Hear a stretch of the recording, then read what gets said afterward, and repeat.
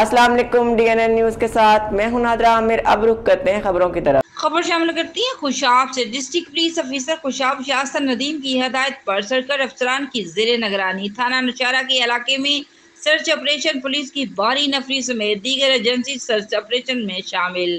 Report कर रहे हैं हमारे डिस्ट्रिक्ट ब्यूरो चीफ राजा नूरुल्लाह आतिफ इस रिपोर्ट में।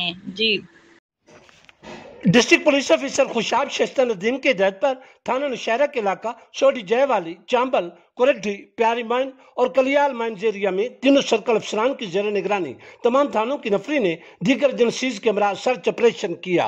दौरान सर्च ऑपरेशन दुकानें, मकानात और मशकूक अफराद को चेक किया गया। दरियासना अवामी समाजी हलकों ने जिला खुशाब में लॉ एंड ऑर्डर की बेहतरीन सूरत और अवाम के जानो माल के तहफ़्फ़ुज़ के लिए मौसर इक़दाम पर डिस्ट्रिक्ट पुलिस ऑफिसर खुशाब शास्त्र नदीम को ज़बरदस्त खराज तहसीन पेश किया है।